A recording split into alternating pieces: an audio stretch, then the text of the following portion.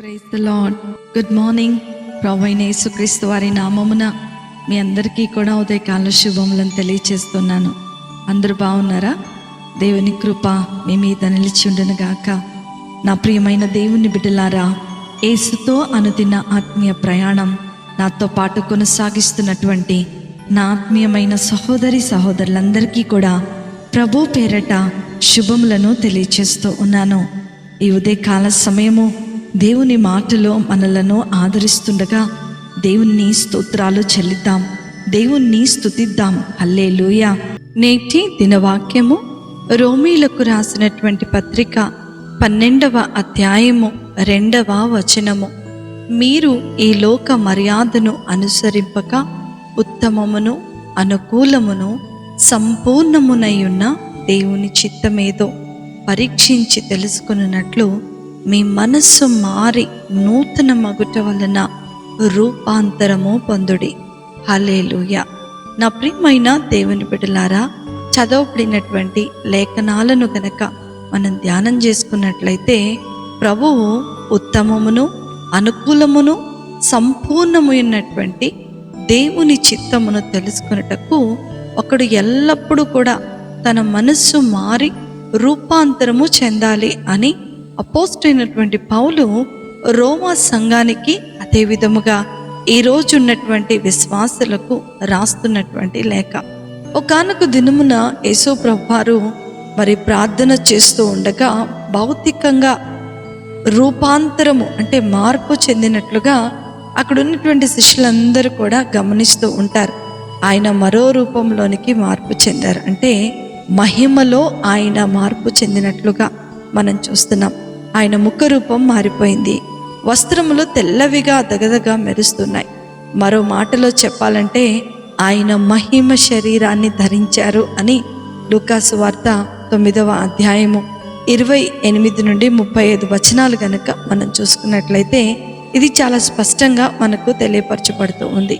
ఈ సంఘటన త్వరలోనే యేసుక్రీస్తు శిలువ మరణం పొంది పునరుద్ధానుడై మహిమలో ప్రవేశించడానికంటే ముందు జరపబడినటువంటి, మనకు తెలపబడినటువంటి సూచన.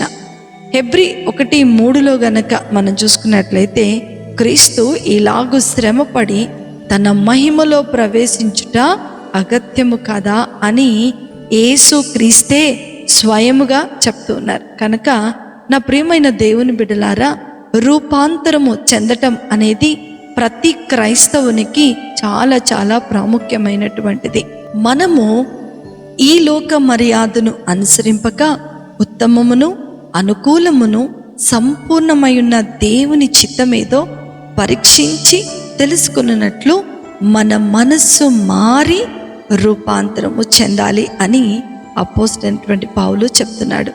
రక్షణ అనున్నది మన జీవితంలో ఒక్కరోజే ఏర్పడేటువంటి ప్రక్రియ. కానీ మారు మనస్సు, నూతన పరచబడటం, రూపాంతరం చెందటం ఇది అనుదిన ప్రక్రియ. మన జీవితంలో అనుదినము జరుగుతూనే ఉండాలి. అనుదినము వాక్యం అనేటువంటి ఉదక స్థానంలో మన ఆధ్యాత్మికమైనటువంటి జీవితాలను కట్టుకుంటూ ఉండాలి. లోతైనటువంటి ప్రార్థన జీవితమునందు మనల్ని మనము స్థిరపరచుకునే వారముగా ఉండాలి. ఎప్పుడైతే మన జీవితాన్ని వాక్యములోను సహవాసములోను ప్రార్థనలోను కట్టుకుంటూ ఉంటామో మన జీవితము, మన మనస్సు నూతన పరచబడుతుంది అని అపోస్తలుడైనటువంటి పౌలు మనకు చాలా స్పష్టంగా తెలియచేస్తూ ఉన్నాడు. నా ప్రియమైన దేవుని బిడ్డలారా, మనము ఆయన యొక్క రక్తము ద్వారా కడగబడి అదే మాదిరిగా మనము నూతన సృష్టిగా మార్చివేయబడ్డాం. నూతన హృదయమును, నూతన ఆత్మను, నూతన శక్తిని, నూతన బలమును యేసు ప్రభువారి యొక్క రక్తం ద్వారా మనకు అనుగ్రహించారు. కనుక ప్రతి ఉదయము నూతన కృపను దయచేస్తున్నటువంటి దేవునికి మన హృదయాలను, మన జీవితాలను సమర్పించుకునే వారంగా ఉండాలి.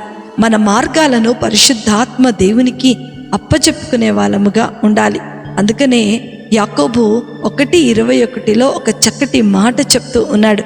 అందుచేత మీరు సమస్త కల్మషమును, విర్రవీగుచున్నటువంటి దుష్టత్వమును మాని లోపల నాటబడిన మీ ఆత్మలను రక్షించుటకు శక్తిగల వాక్యమును సాత్వికముతో అంగీకరించుడి. హల్లెలూయా. నా ప్రియమైన దేవుని బిడ్డలారా, వాక్యముతోనే మన యొక్క మనస్సు నూతనపరచబడుతుంది. వాక్యమును మనం ఎప్పుడైతే వినయముతో సాత్వికముతో అంగీకరిస్తామో అప్పుడు ఆధ్యాత్మికమైనటువంటి ఆశీర్వాదాలే కాదు, ఈ లోక సంబంధమైన ప్రతి ఆశీర్వాదము మనం పొందుకుంటాం.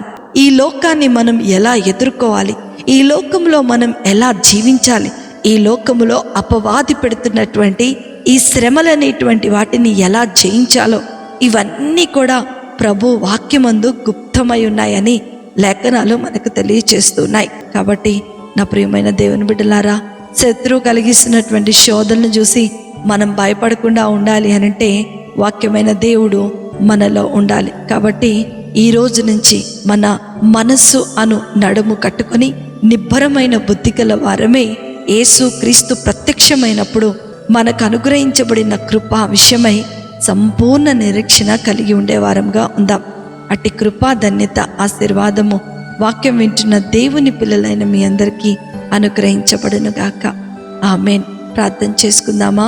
మమ్మలను మిక్కిలిగా ప్రేమించిన మా ప్రియ పరలోకపు తండ్రి, మీ ఘనమైన నామమును బట్టి మీకు వందనాలు ప్రభువా. తండ్రి, మా మనస్సు మారి నూతన మగుట వలన మేము రూపాంతరము చెందుతామని మీ యొక్క వాక్యము సెలవిస్తూ ఉంది.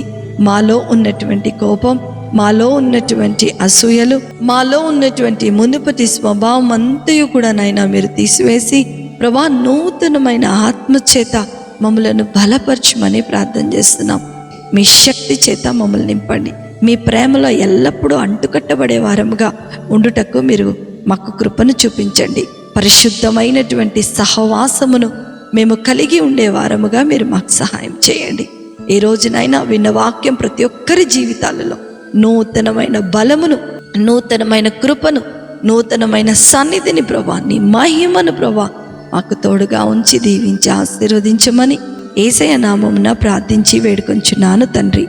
ఆమేన్, ఆమేన్, ఆమేన్. ప్రభు మిమ్ములను మీ కుటుంబాలను దీవించునుగాక. ప్రేమతో మీ సహోదరి శిల్ప జోసఫ్.